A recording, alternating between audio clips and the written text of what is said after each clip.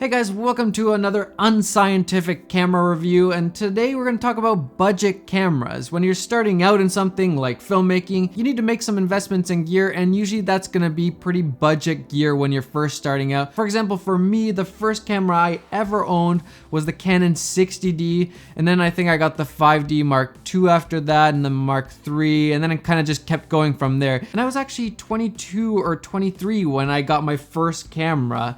I had gotten into filmmaking and I saved up and bought the 60D. So let that be an encouragement to you guys. If you're young, there's lots of time to save up for a camera. But what got me interested in talking about budget cameras is I started thinking, can you get a really cinematic image for under, let's say, $500? So I called up, who am I kidding? I texted Canon and I asked for a camera that's nice and cheap, budget range, but still has interchangeable lenses. I think that's a really important thing, to be able to change the lenses. So they sent me this on loan, the Canon EOS M10. And this thing is tiny. I've never owned a camera that's this small. And you guys probably thinking, why am I always talking about Canon cameras? And right away somebody else because he's getting paid. That's actually not true. I have never been paid by Canon. The only thing I got from them was a 60 Mark II, and that was after I did a review and they just happened to like it, and a lot of people end up buying 60 Mark II. So as a thank you, they sent me a 60 Mark II. But I'm not being paid to say any of this, and therefore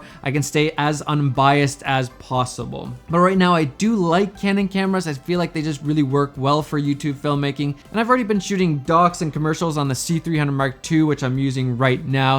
So Canon is just my preferred camera right now, and that's just for my kind of filmmaking. And then the second more practical reason is that I know somebody at Canon. I don't know anybody at Sony or Panasonic or any of the other companies, so it's just easy to ask them if they can send me a camera on loan for a bit. But of course, people still won't believe me. For example, people could not believe that I would use the 60 Mark II without getting paid. And I could see why, because I first thought it was such a bad camera too, but after using it, it's not so bad. It's actually pretty good for YouTube. So that's my little spiel about Canon. But the real question is, can this thing, this little guy, actually produce a nice cinematic image?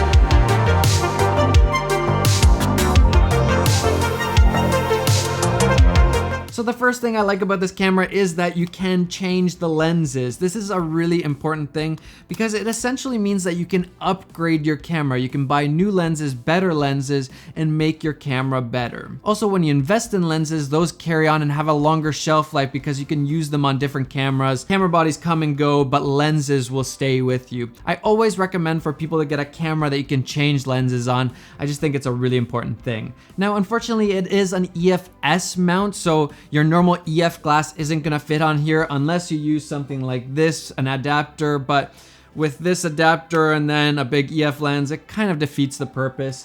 So it is a different kind of lens system, but they're really tiny lenses, so it kind of fits this package well. The second thing that I really like is that it's an APS-C size sensor. So that's a pretty big size sensor for a small camera like this. It's not quite full frame, it's a 1.6 crop, but it's still pretty big. I'm used to small cameras like this having a micro four thirds sensor, which is never quite as cinematic as something like an APS-C size Super 35 or a full frame sensor. Also, I like that it has a flip LCD screen, really good for vlogging, for filming yourself. This works really well, and it's nice and big, so I like the LCD screen on this thing. Now, the recording formats are very, very lackluster. It only does 1080 and 30 frames per second and 24 frames per second, and then to do 60 frames per second, it's only 720, so nothing exciting there. But I've definitely learned that specs are one thing, but then putting it to actual use is a totally different thing. Maybe Canon's autofocus and color science can save the day, and after taking on a little shoot a little walk with my family, here are my thoughts on this camera. So first off, it's definitely not a 6D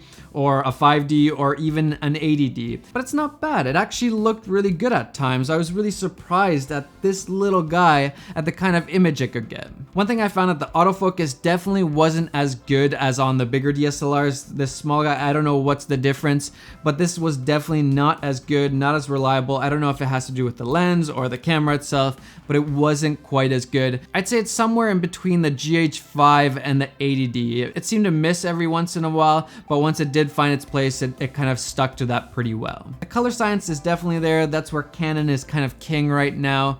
The codec, it's not too good, so it definitely starts falling apart a lot faster than on some of the other cameras. And I didn't have an ND to fit the small lens, so the image definitely could have looked a little bit more cinematic with the right shutter speed. But in 60p, paired with this IS lens, I wasn't using any other stabilizers, I actually got kind of some cool shots that I was surprised at. I do wish the 60p was in 1080, I feel like that should be a thing. And vlogging wise, this is actually a pretty nice camera because you have the flip LCD screen, it's an APS-C size sensor, so you don't have to have your hand way far out. You can have it pretty close and still be getting everything at the same time. And paired with this IS lens, it's a really nice small package for when you want to go unnoticed, or maybe you're just starting out and you need some sort of camera to vlog with. The audio definitely isn't anything spectacular, but it did all right with the wind and the wave sounds in the background.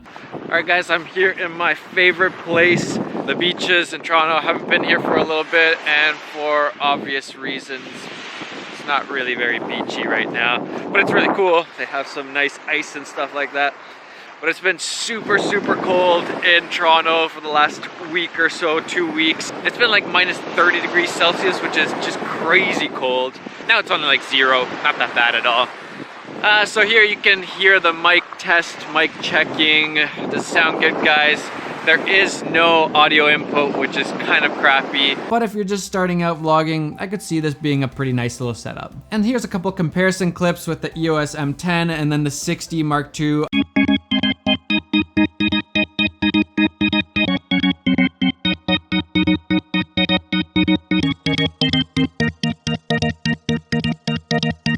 I tried to use the same lens and then I just kind of corrected the focal length because of the difference in sensor sizes. Now this is a perfectly lit, controlled environment, but you can see what the differences in between the two cameras would be. Now, is the EOS M10 a tiny cinematic beast of a camera?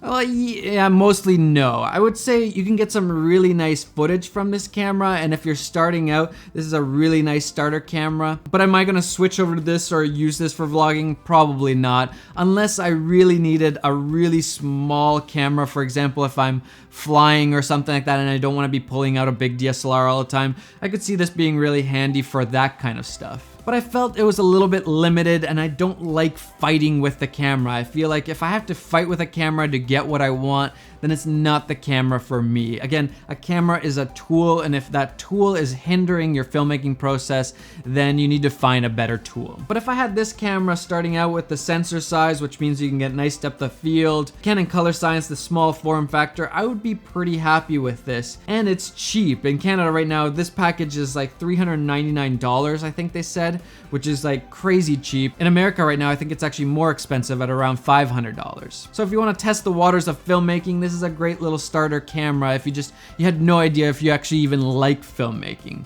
But if you already know that you really like filmmaking and you kind of want to take it a little bit more serious, I would probably say start off with something like the Canon 80D or something along those lines. It's going to be a little bit better of an experience, I think. So this guy is definitely going back to Canon. I will not be buying this camera for myself or anything like that.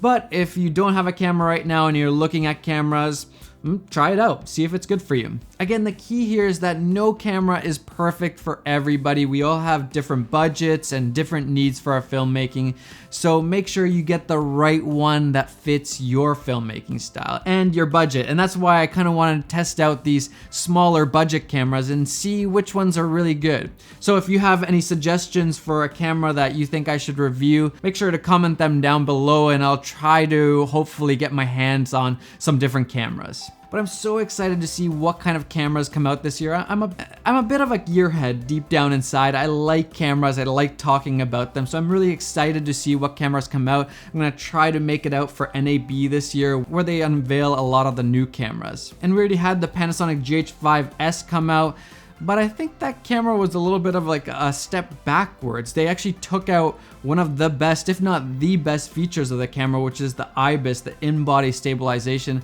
That was really good in the GH5, and then with the S, they added better low light, but they took that away. I don't understand that. They should have definitely kept the IBIS. But maybe I'll get my hands on one later and check it out myself. Anyways, that's my little unscientific review of the Canon EOS M10. If you like this video, hit that like button, subscribe to the channel, and guys, enjoy the filmmaking process and go get some of those travel feels.